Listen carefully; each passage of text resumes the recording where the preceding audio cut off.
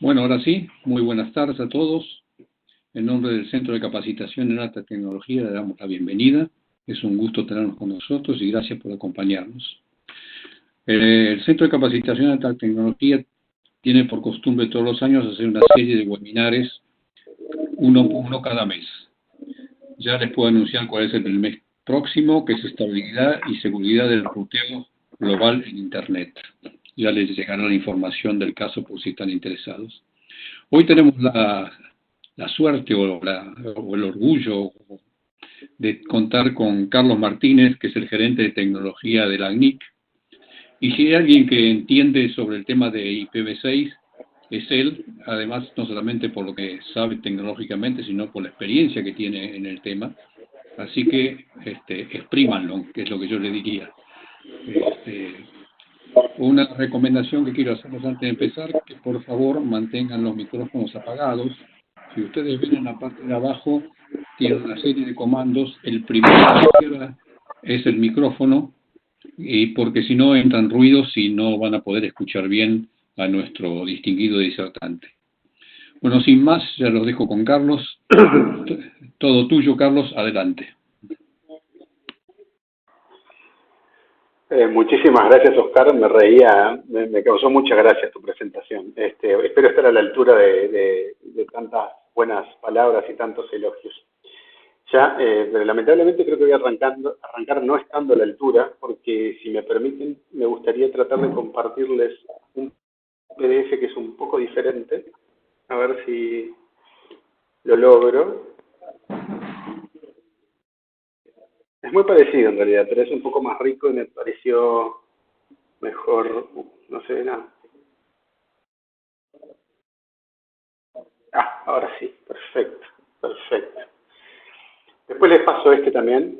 Verán que no es casual de que sean bastante parecidos hasta en el aspecto. Bien, como decía Oscar, yo soy el gerente de tecnología del ACNIC. Hace ya 8 años que trabajo en ACNIC, entre una cosa y otra el tiempo se va volando. Y en este tiempo he trabajado en muchos temas, pero en particular IPv 6 ha sido uno de ellos. Me ha tocado ver pasar mucha agua bajo el puente desde que a uno prácticamente lo miraban con cara rara en todos lados cuando uno hablaba de IPv 6, a la situación actual donde, bueno, como que la gente se está empezando a dar cuenta de que el tema de IPv 6 ya no es algo que uno pueda ignorar fácilmente. Ahora, dicho esto, un tema que subyace siempre es, bueno, ¿y cuánto tráfico en IPv 6 hay? Esa es la pregunta que se hace casi siempre y se hace en esos términos. ¿Cuánto tráfico en IPv 6 hay? Lo que yo quiero comentarles hoy es que esa pregunta no tiene una respuesta única y de hecho lo que ustedes tienen que buscar es cuál es el valor o la estadística o la metodología de medición que más se adapta a la necesidad que ustedes quieren atender. Entonces lo que les voy a mostrar a continuación va a ser tratar de responder la pregunta del tráfico o una pregunta relacionada, que les voy a contar cuál es, desde distintos puntos de vista y contarles un poco a quién le puede interesar más. Entonces, un poco esto. Me gusta generalmente arrancar con algún tipo de anécdota o historia personal, esto me lleva a retrotraerme en el 2005. Yo en esa época, de hecho, no trabajaba en LACNIC, trabajaba en una empresa uruguaya que se llama Antel, que es el proveedor dominante, o el operador dominante del mercado uruguayo.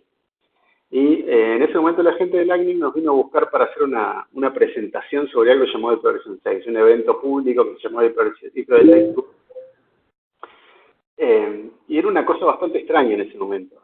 Literalmente no había despliegues de IPv 6 casi en ninguna parte del mundo. De hecho, para poder hacer el evento tuvimos que hacer algunas cosas bastante extrañas, como por ejemplo levantar túneles con un proveedor en Estados Unidos para tener tráfico en la Internet IPv 6 de la época. Es decir, una serie de cosas muy artesanales y muy puntuales, de hecho, muy que se sentían que claramente eso no podía ser útil para tener un servicio en producción. Eso fue en 2005. Yéndome a un paso más cercano, a principios del 2014, cuando ya estaba claro que en 2014 íbamos a empezar a alcanzar las primeras fases de agotamiento de versión 4, decidimos hacer una serie de visitas asociadas. Ahora les cuento qué es eso de las fases de agotamiento, por más que algunos seguramente ya lo sepan. A principios de 2014, entonces, decidimos hacer algunas visitas asociadas en distintos países para comentarles un poco de esto, estar bien seguros de que todos habían escuchado hablar de Progression 6. Y las respuestas fueron muy graciosas, algunas de estas son literales. Por ejemplo, ¿realmente se agotan este año? Esa es una. Una más graciosa todavía es, no sabíamos que se iban a agotar. Y otras, y acá es donde me voy a detener más en particular, es, no tenemos planes de desplegar información. Vamos a ver qué hacen los demás. Y otra respuesta interesante que era, vamos a utilizar CGN, Carry Grade NAT. Ustedes, lo que me han escuchado hablar en público, saben lo poco que me gusta el Carry Grade NAT, pero lo que lo reconozco al grupo de personas que respondía a esto último, es que esta gente sí tenía un plan. Un plan que a mí no me gusta, pero tenían un plan. Claramente habían pensado en la situación. Todas las tres anteriores, ninguno había pensado demasiado en el tema. Ahora, acá es donde quedó particularmente en evidencia que tener evidencia, o sea, tener números que mostrar, era particularmente importante a la hora de poder explicar el tema del agotamiento y el tema del tráfico en versión 6 y el tema de ver qué hacen los demás, o sea, cómo veo qué es lo que están haciendo los demás, es una pregunta bastante interesante en sí misma. Entonces, si bien es una preocupación que ya teníamos, el tema de tener evidencia objetiva de estas cosas, de estos comportamientos de la red, de estos comportamientos de la versión 4, cuáles son esas estadísticas de disponibilidad, cuáles son las proyecciones de agotamiento, cuáles son el despliegue de versión 6 de distintos puntos de vista, o sea, tratando de responder el qué van a hacer los demás, o qué están haciendo los demás, quedó en evidencia que eso era particularmente importante para nosotros. Y pasados algunos años, creemos que es información que ustedes, en particular la audiencia de estos webinars, que viene más del mundo de los reguladores y los gobiernos, es información que quizás es un insumo para su elaboración de políticas y regulaciones. Entonces voy a ir a una primera aproximación a la pregunta esa de cuánto tráfico hay en el versión 6. Cuando uno habla de tráfico, uno está hablando de tráficos en volumen de información cruzado, megabits por segundo, megabytes por mes, ese tipo de mediciones, de volúmenes de información cruzados. El tema es que únicamente los operadores saben cuánto tráfico cruzan en su red y cada uno de los operadores sabe cuánto tráfico eventualmente le llega de otras redes. Pero es muy difícil tener una información global de Internet o incluso por sistema autónomo de cuánto volumen de información cruzada en versión 6 hay, sobre todo si uno es un observador externo. ¿Qué quiere decir con esto? ¿Cómo puedo yo, la CNIC, saber cuánto tráfico de versión 6 tiene Copaco de Paraguay, por ejemplo? Salvo que vaya y le pregunte.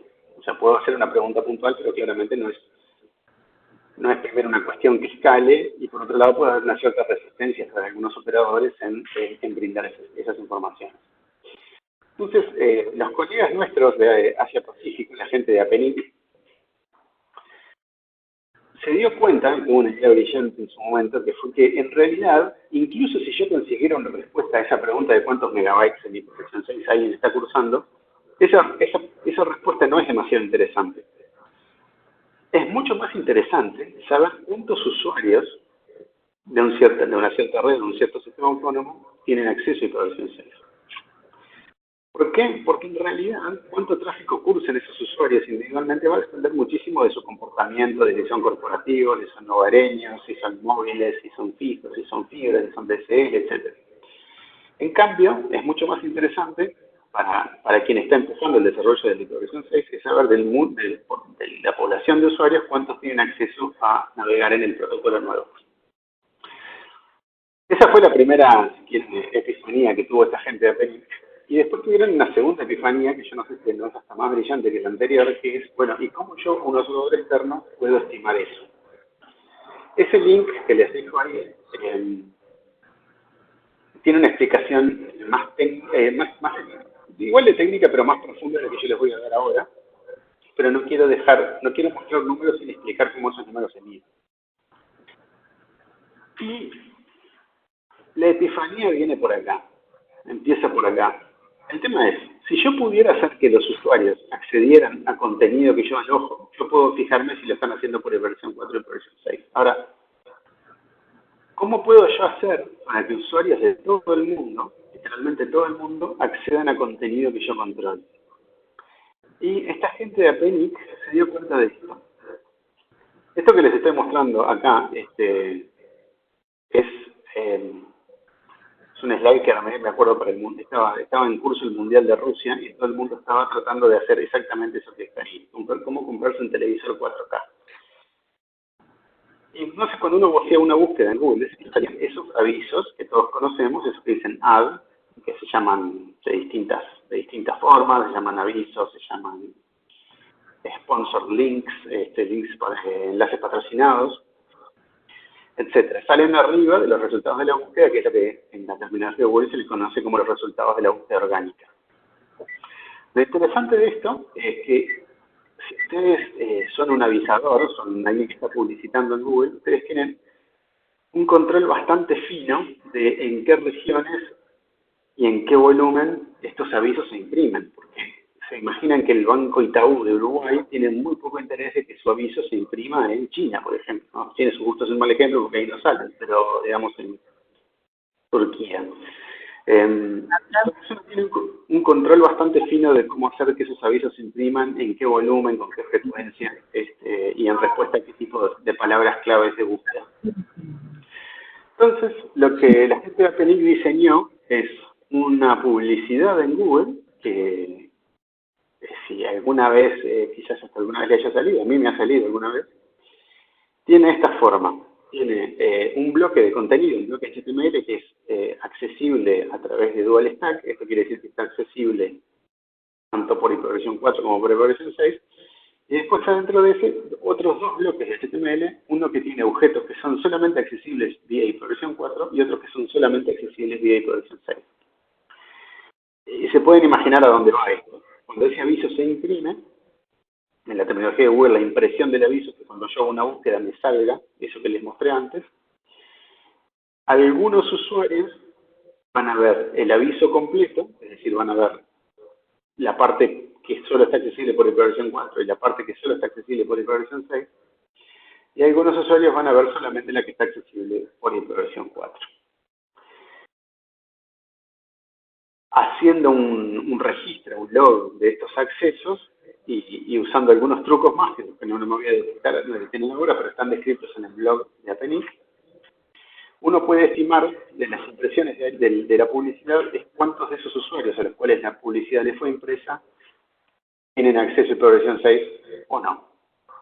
Y es más, y se puede hacer una cosa más que es interesante, que es cuántos de los usuarios que sí tienen acceso a hiperversión 6 lo prefieren cuando tienen la posibilidad de usar cualquiera de los dos. Y esto tiene que ver porque ahora cuando sí empieza a mostrar algunos números van a ver que todas las estadísticas vienen acompañadas de dos números. Entonces, bien, estos son el tipo de gráficas que produce la gente de Apenic directamente, por más que ellos tienen los datos en crudo disponibles, uno se los puede bajar, ellos también generan algunas gráficas. Y durante bastante tiempo estuvimos mirando las cosas que pasaban en los países de la región y el primer rayito de esperanza apareció a principios de 2013 en Perú. Fíjense que los números, si se fijan en la escala de la CIS, a su mano derecha van a ver que los números estamos hablando de cosas bajísimas, del 0,2%, del 0,7% de los usuarios. Eso es el porcentaje, eso no quiere decir que sean el 70%, eso quiere decir que el 0,7% de los usuarios empezaron a tener acceso por hiperversión 6.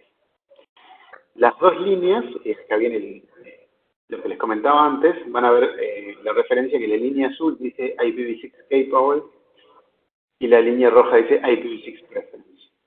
Esto quiere decir lo siguiente, los de la flecha azul, los de la línea azul, son todos los que tienen acceso a Internet por hiperversión 6.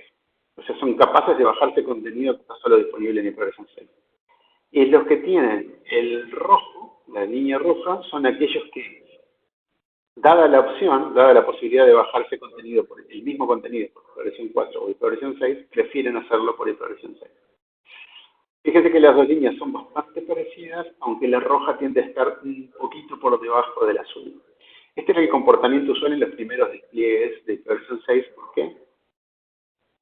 La razón de esto viene del lado de que inicialmente en los primeros despliegues de hiperversión 6 tendía a ser un poco más lento el hiperversión 6 que el hiperversión 4, fundamentalmente por dos razones. Una, porque generalmente no tenía el mismo ancho de banda, no estaba disponible, por ejemplo, en todos los vínculos internacionales del operador, y porque, sobre todo allá por el 2013, el tema del peering, el peering y CDNs en hiperversión 6 no estaba tan desarrollado, es decir, la mayor parte de las CDNs no tenía hiperversión 6, o casi ninguna, y los peerings en hiperversión 6 existían bastante poco. Lo que había en hiperversión 6 en ese momento, que uno podía conseguir con relativa facilidad, era tránsito y no tanto peering. Entonces hacía que uno tuviera que generalmente, cuando accedía a un objeto por hiperversión 6, irlo a buscar directamente o a Estados Unidos o Europa, o donde está el contenido, y no a la CDN que está localmente en el operador de mi país. Entonces tendría a ser un poco más lento, por lo cual algunos usuarios preferían, dada la opción, accederlo por hiperversión 4. Entonces, acá me voy a saltar unos cuantos años, me voy a venir a este año, 2019, y les voy ahora sí a mostrar números más de la región, desde el panorama actual.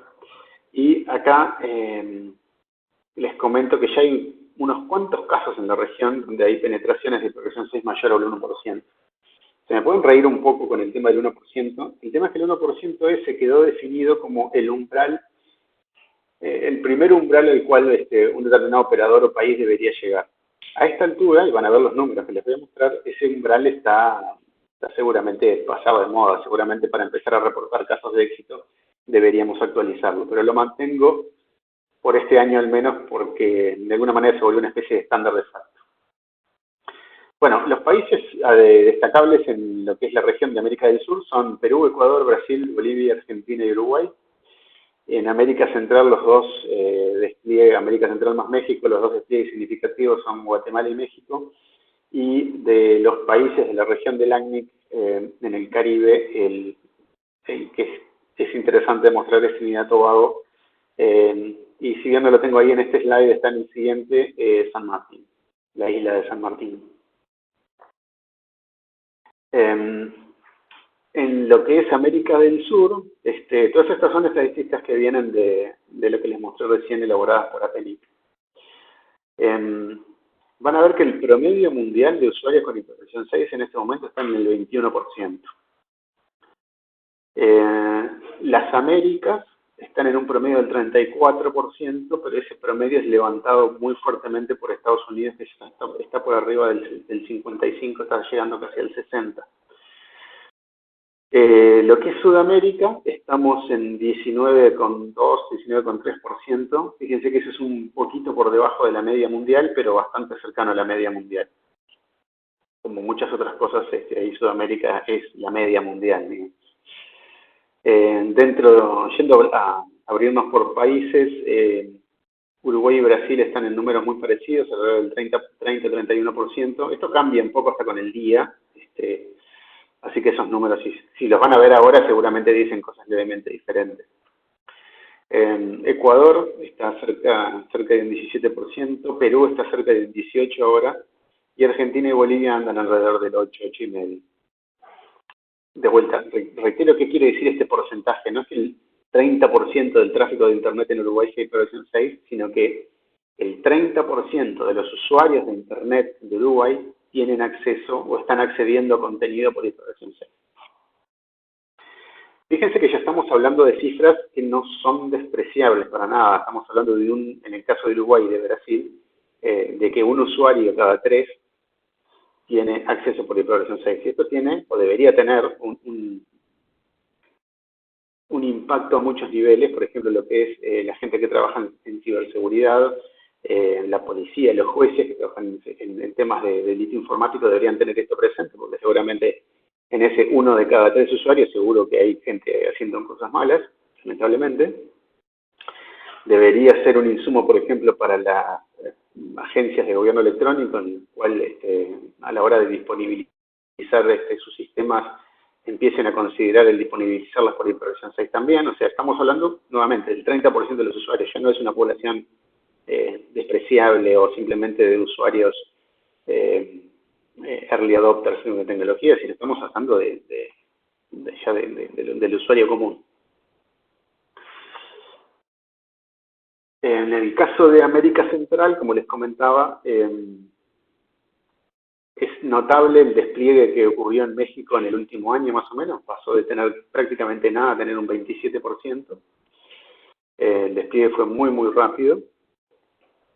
Sobre todo teniendo en cuenta, si bien el de Uruguay, si ustedes ven las gráficas, también fue muy, muy rápido. Uruguay es un país muy chiquito, México es un país enorme y pudo hacer un despliegue de versión 6 en plazos muy cortos. En Brasil pasó lo mismo. Los despliegues fueron muy, muy rápidos. En otros países los despliegues fueron más, llevaron un tiempo más, pero una de las lecciones que quedó de esto es que es posible pasar de no tener nada a tener alrededor del 30% de usuarios en versión 6 en aproximadamente un año. Esa es una métrica interesante. En el caso de América Central, como les decía, está alrededor del 21%, pero lamentablemente ahí lo que tenemos para ver es que el grueso de ese despliegue es México, con un aporte de Guatemala y de Belice. En el resto de los países hay muy poquito o nada de despliegue de versión 6, son básicamente esos 3 países. No es que los dejé porque no estaban arriba del 1, sino que simplemente prácticamente no hay otros despliegues de versión 6 que no sean en esos 3 países. Les muestro acá la región del Caribe. Esta presentación está pensada en mostrar cuál es la realidad en lo que es la región de servicio de la ACNIC, porque es donde nosotros hacemos nuestro trabajo de difusión, etc. Pero por ahí puede haber algunos países que no sean tanto del interés de este grupo, o puede quizá faltar alguno. Ustedes me dicen, o van directamente a ver la página de PENI que ahí tienen todos los países del mundo. En el caso del Caribe, el Caribe está muy por abajo de la media mundial, está alrededor del 5%, y a su vez ese 5% está concentrado en unos poquitos casos de éxito, y uno de ellos es Puerto Rico, que si se quiere es un poco tramposo, porque en realidad Puerto Rico va muy de la mano de lo que son los despliegues en Estados Unidos. El caso más interesante de estos es el Trinidad y Tobago, porque el despliegue de versión 6 en Trinidad y Tobago obedece a mayormente un operador que es Digicel, que lo que le pasó fue que en un cambio de la regulación del mercado en Trinidad y Tobago, en el cual se le habilitó la operación a Digicel en lo que era banda ancha fija, porque antes Digicel en Trinidad y Tobago tenía solamente licencia de operador móvil. En el momento que se le habilitó operar banda ancha fija, y de hecho se le habilitó banda ancha fija y televisión IP, se dieron cuenta de que cuando fueron a empezar a conectar clientes que no tenían direcciones. En algún momento empezaron a cambiar direcciones del lugar dentro de su red, por ejemplo llevaban direcciones de Jamaica. Eso claramente es una estrategia de muy corto plazo, y entonces lo que muy interesantemente decidieron hacer es ir por el lado de hiperversión 6.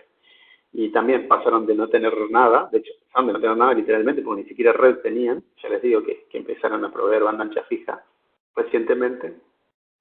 Pasaron de un despliegue muy bajo a tener cerca de un 23% de usuarios en hiperversión 6.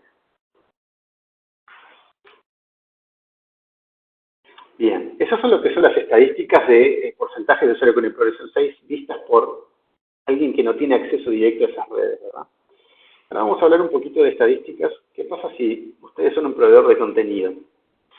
Y acá proveedor de contenido me imagino hablo desde cosas muy grandes como puede ser Facebook o puede ser Google, a quien aloja una página web, ¿verdad? Quien tiene un sitio de blog o incluso un sitio de gestión electrónico, etc. La pregunta es la siguiente. ¿Qué pasa si... imagínense el siguiente experimento. Yo tengo una población de usuarios a los cuales yo, sin decirles nada, les habilito hiperversión 6.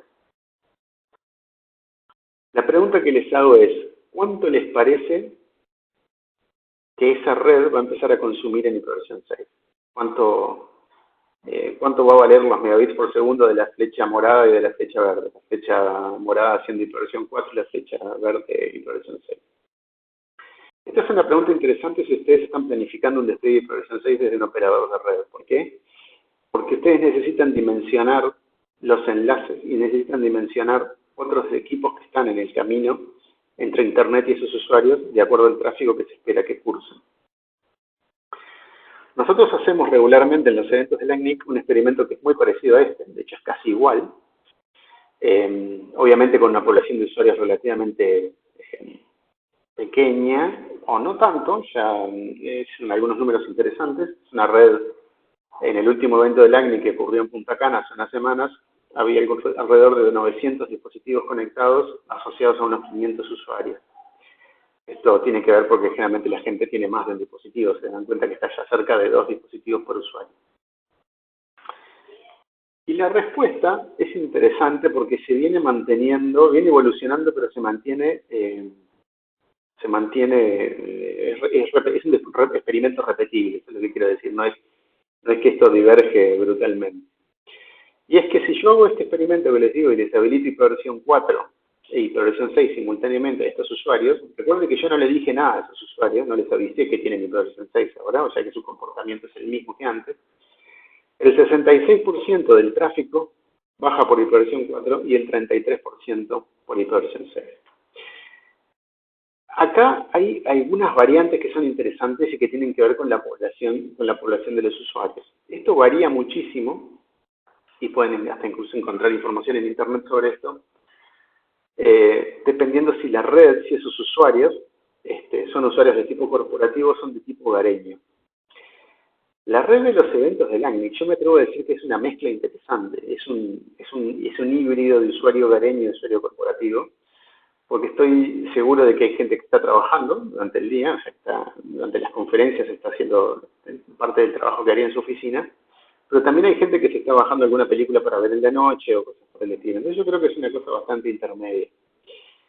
La respuesta es que si ustedes hacen un experimento parecido en una red hogareña, el peso del video en ese tráfico es mucho mayor que en una red como la del evento del ACNI. Entonces, en una red de un operador que da servicio a muchos usuarios hogareños, ese valor de 33 puede llegar a estar cerca del 50%, motivado mayormente por el peso del video. Si ustedes hacen ese mismo experimento en una red corporativa, donde la gente está mayormente trabajando, este 33% puede bajar hasta un 25 o un 20%. Tiene que ver con las formas de contenido que están disponibles en hiperversión 6 hoy. Curiosamente, los mayores proveedores de contenido que tienen su contenido disponible en hiperversión 6 son algunos de los proveedores que también proveen video, por ejemplo Google a través de YouTube, Netflix, Facebook mismo. Este número es interesantísimo si ustedes son un operador, porque si ustedes son un operador, hoy por hoy se están enfrentando a la realidad de cómo traer ese 66% de tráfico en hiperversión 4 hacia esos usuarios. Y la respuesta a la cual muchos operadores están llegando tiene que ver con que van a tener que usar alguna forma de carga de grade NAT, o sea, de compartir direcciones públicas entre muchos usuarios. Si ustedes van a comprar un equipo de carga de grade NAT, esos equipos no son baratos y tienen algunas propiedades que hacen que su escalabilidad sea compleja, en el sentido que son difíciles de escalar horizontalmente. Son equipos que tienden a escalar verticalmente. Entonces, cuanto más ustedes puedan quitarle de tráfico a la hiperversión 4, van a estar abaratando significativamente el costo de esa plataforma de carga de grade NAT. Y una de las formas de quitarle carga a ese carga de grade NAT es cursar todo lo que sea posible cursar por hiperversión 6 de manera nativa. Acá incluso algunas personas con las que he hablado en los eventos del ACNI me comentan que esto se puede traducir directamente en dinero, digamos. Se puede hacer una cuenta que dice, bueno, yo habilitando hiperversión 6, si bien me cuesta X dinero habilitar hiperversión 6 en mi red, me permite ahorrar todo este otro dinero achicando mis requerimientos de carga de grade NAT. Entonces, tenemos algunas asimetrías bastante grandes en la región. pero ya ven que hay unos cuantos despliegues que son bien importantes, que son despliegues que no pueden ser ya ignorados. O sea, estamos hablando del 30% más de porcentaje de usuarios en otros países. Y un dato interesante que me gustaría que lo tengan presente es el dato de Estados Unidos, que yo les comentaba que está por arriba del 55%, porque, ¿qué pasa? Mucho de lo que es Tier 1, todo lo que es capacidad de Internet de Tier 1, sigue pasando por Estados Unidos. Y una cosa es cuando uno realiza inversiones y opera una red, naturalmente uno se fija cuál es el servicio que de alguna manera genera más ingresos. Y si tengo más tráfico en hiperversión 6, es razonable que los departamentos de ingeniería de los distintos carriers empiecen a darle preponderancia a mantener el servicio en hiperversión 6 funcionando bien no voy a decir en desmedro, pero digamos en el otro servicio, el otro protocolo pasando a un segundo plano. Son datos que debemos todos tener presentes. Entonces, bueno, con eso me gustaría darle paso a preguntas que pudieran tener.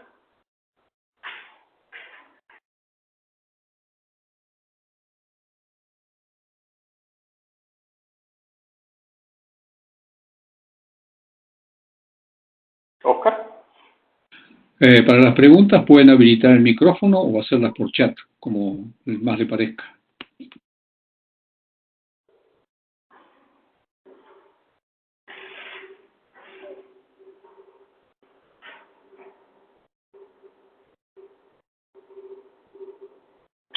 Me gustaría comentarles que estos datos están disponibles, algunos de ellos en la página de LACNIC, otros en las páginas de APNIC, pero no tengan problema en escribirme directamente si es que consideran que necesitan algún dato que no ven disponible, si tienen dudas sobre estos números que por ahí pueden ser un poquito confusos a veces en cómo interpretarlos.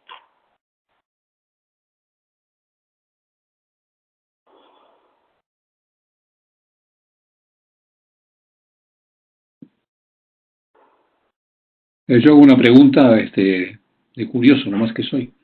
¿Hay algún estudio sobre cómo va a ser el crecimiento de IPv6 en un futuro, debido a Internet de las Cosas? Hay algunos estudios. El tema con eso, y que de hecho va a ser, si recuerdan a cómo les comenté que esa metodología de medición. Acá hay algunos comentarios que viene bien tu pregunta, Oscar, sobre el tema de cómo se mide, de esta metodología de medir. En Internet de las Cosas no hay avisos de Google para imprimir, ¿verdad? Es tráfico que es máquina a máquina mayormente. Entonces, no hay que yo sepa una metodología buena de estimar cuántos usuarios, digamos, en concepto extendido del usuario, considerando dispositivos también, conectados en hiperversión 6 puede haber. Una de las estimaciones posibles es, es ver cuántos dispositivos se fabrican, pero eso, digamos, es bastante imperfecto. Otra posibilidad es ver hacer alguna encuesta por operador de cuántos dispositivos hay asociados. Lo que la gente espera es que esto, de la mano de Internet de las Cosas, tenga un crecimiento muy, muy grande. Curiosamente, ese es un crecimiento que es mayormente a nivel de dispositivos conectados y no tanto de tráfico, porque el tráfico individualmente de los dispositivos de Internet de las Cosas es bastante poco. Es una presión más sobre la capacidad de la red de aceptar nuevos dispositivos que sobre la capacidad de la red de aceptar más tráfico. Que a veces es un problema hasta más difícil de resolver que el del tráfico. Otra limitación que va muy de la mano de esto que les estaba diciendo, de esta metodología de medición, es que los móviles, cuando ustedes navegan o acceden a Internet a través de un teléfono, ustedes no necesariamente están buscando el buscador de Google. O sea, la forma de buscar o de navegar o acceder al contenido en el teléfono es diferente. Es más a través de las aplicaciones y la impresión de avisos es muy controlada por el desarrollador de la aplicación y no hay una manera fácil o buena de hacer este mismo truco, hacerlo en los móviles. Entonces se sabe que esta metodología subrepresenta lo que es la población de usuarios que acceden a Internet vía móviles. Hay formas de corregir eso. O sea, uno dice, bueno, si uno sabe que de los datos de penetración en Internet en determinados mercados, la Internet fija tiene tanto porcentaje, la Internet móvil tanto porcentaje, uno puede de alguna manera ajustar estos números, hacer ponderaciones y tratar de estimar, con todo lo difícil que eso es siempre, cuánto de esos usuarios, considerando los móviles, también acceden a Internet.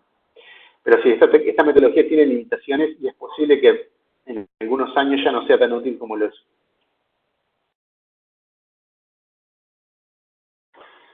Hay un caso interesante más de otra población de usuarios que está subrepresentada en esto y es China. La razón por ello es que los servicios de Google no se imprimen en China, por problemas políticos, ustedes que ya saben, que ya conocen todos seguramente.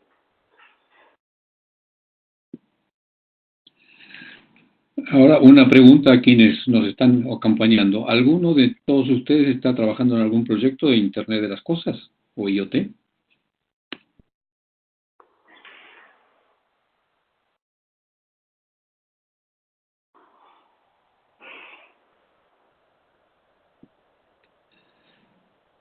Bueno, parece que no. Piensen, miren que eso es parte del futuro, ¿eh? Yo mientras tengo unos números más que mientras piensen alguna pregunta, me la pueden ir haciendo, pero tengo algunos números más que les puedo mostrar. Ok. Lo mandé por el chat, pero por si acaso que alguno no está mirando el chat, esta sesión se está grabando, con lo cual después la van a poder recuperar, le vamos a mandar el link para que la puedan ver o si quieren mostrársela a alguien más o distribuirla, no hay ningún problema.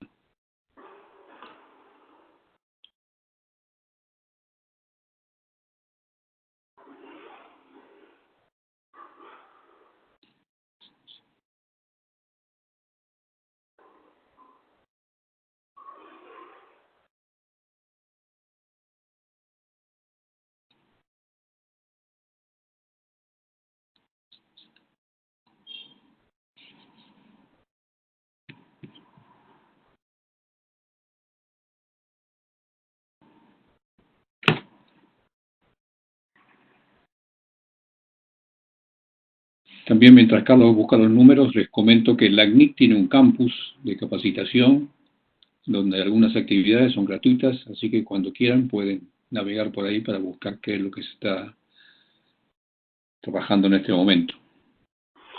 Sí, incluso va a haber un curso versión 6 avanzado que se va a dictar entre agosto y septiembre. Acá está, sí, ya se los comparto.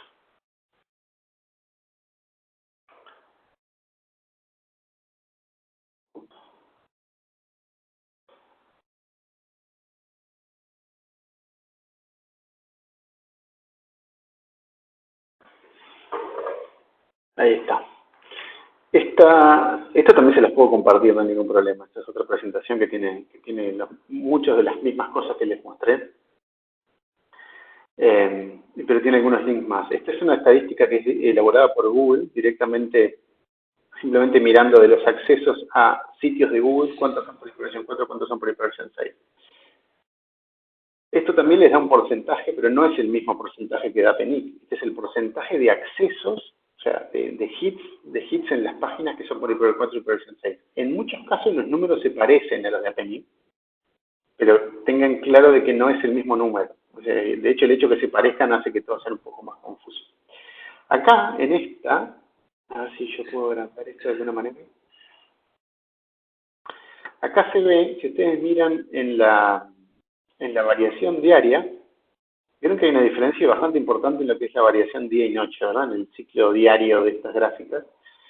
Y es porque, curiosamente,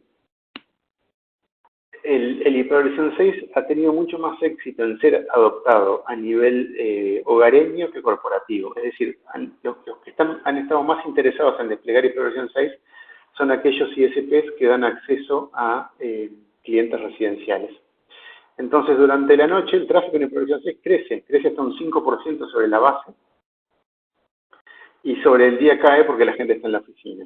Es una cosa bastante interesante que es quizás, en cierto sentido, contraintuitiva. Acá hay unas estadísticas de Akamai también. Akamai, ustedes saben, es una CDN que tiene tráfico, que brinda, digamos, un servicio de aceleración a páginas web.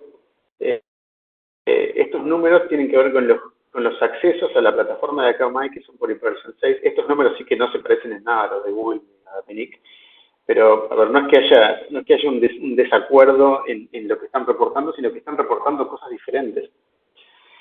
Los números de Akamai son por ahí los que algunas veces más ruido han generado entre la gente, porque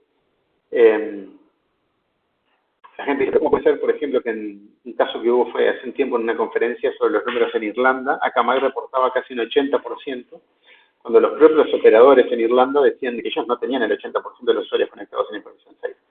Y el tema es que los nodos de Akamai en Irlanda estaban conectados muy bien a un operador que sí estaba dando acceso por hiperversión 6. En realidad no había ninguna discrepancia, era simplemente entender bien qué es lo que quieren decir los números que reportan distintos sectores. Facebook tiene una estadística también, que esta es muy parecida desde el punto de vista de qué es lo que quiere decir, muy parecida a la de Google, o sea, cuántos accesos son a los sitios de Facebook son vía hiperversión 6 versus los que son vía hiperversión 4. Y un número adicional más, que si bien no tiene que ver con adopción o acceso, por ahí es interesante. Es más interesante para la gente que hace directamente ingeniería de red, es cuántas rutas hiperversión 6 hay. Ustedes saben que el protocolo hiperversión 4 y hiperversión 6 se basa en lo que es el enrutamiento de datagramas, es decir, paquetitos de información que router a router son reenviados de acuerdo a la información que está contenida en una tabla. En esa tabla de enrutamiento hay entradas que son para hiperversión 4, pero también hay entradas que son para hiperversión 6. A abril de este año, esta tabla de enrutamiento, la de hiperversión 6, tiene 73.000 rutas. La misma tabla, pero de hiperversión 4, tiene cerca de 800.000 rutas. O sea, la tabla de hiperversión 6 es 10 veces más pequeña que la tabla de hiperversión 4. Pero, hay un gran pero acá, y en cierto sentido es una preocupación para las personas que hacen ingeniería de red, es que la tabla de hiperversión 6, como pueden ver ahí bien en esa gráfica, viene creciendo exponencialmente, cuando en realidad la tabla de hiperversión 4 ya desde hace varios años crece, pero crece de manera lineal. Esto en algún momento se va a tener que moderar, porque si no vamos a tener un problema serio. Van a tener las personas que operan infraestructura de enrutamiento. Y una última que es ya más casi que anecdótica, le diría cuántas asignaciones, y me refiero cuántos operadores de los operadores de Latinoamérica que son asociados de Lightning tienen hiperversión 6. Hoy son alrededor de 8.800, como verán ahí, porque esta gráfica tiene algunos días. Esto quiere decir que de los cerca de 10.000 asociados que tiene Lightning, 8.800 han solicitado y han recibido su asignación hiperversión 6. De esos, ¿cuántos tienen la asignación visible en Internet? Quiere decir, ¿cuántos la están anunciando vía BGP? Alrededor de 3.700, lo cual es un 42%. Este es un número que por ahí necesitamos hacer un esfuerzo para que crezca, aunque, de nuevo, esto no quiere decir que limite la cantidad de usuarios que tiene hiperversión 6, porque acá lo que no está ponderado es cuáles de estos asociados son asociados grandes, cuáles son asociados pequeños. Yo, aparte, los asociados grandes ya tienen las asignaciones visibles en Internet. Bueno, estos eran los números adicionales que les quería mostrar. Como verán, si les puedo mandar un último mensaje, el mensaje es, cuando les pregunten cuánto hiperversión 6 hay en Internet o cuánto tráfico hay en hiperversión 6, tengan presente que es una pregunta que tiene múltiples respuestas y que es importante pensar desde qué punto de vista la quiero responder.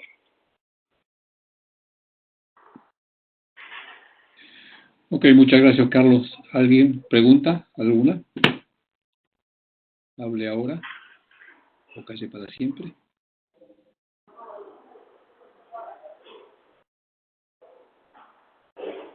Alguien prendió el audio, así que hay una consulta por chat. ¿Por qué en el caso de Chile no hay datos? En el caso de Chile sí hay datos, pero en Chile prácticamente no hay tráfico en hiperversión 6. Es uno de los casos rebeldes que tenemos en la región, justo con Panamá y Costa Rica, en lo cual no hay despliegues, salvo alguna universidad, algún despliegue pequeño de ese estilo. Prácticamente no hay tráfico en hiperversión 6 o hay usuarios conectados en hiperversión 6 en esos países. El otro caso particularmente rebelde que teníamos en la región era Colombia, pero en Colombia hay un operador que está empezando a conectar usuarios en hiperversión 6. Si bien no lo incluí en esta presentación, Colombia pasó, la semana pasada pasó el 1%, ese es el umbral. Pero sí, lamentablemente en Chile no hay mucho para reportar. ¿Algo más? ¿Alguna pregunta más? Bueno, Carlos, te agradecemos muchísimo tu excelente presentación. Espero que a todos les haya gustado. Nos seguimos viendo y a ustedes, bueno, nos veremos el mes que viene en el próximo webinar. Muchas gracias por acompañarnos, de parte mía y del Centro de Capacitación en Alta Tecnología. Gracias, Oscar, y quedo a las órdenes por cualquier consulta. Muchos me conocen, los que no me conocen me pueden ubicar a través de Oscar y de CCLAT. Un gusto para mí. Gracias.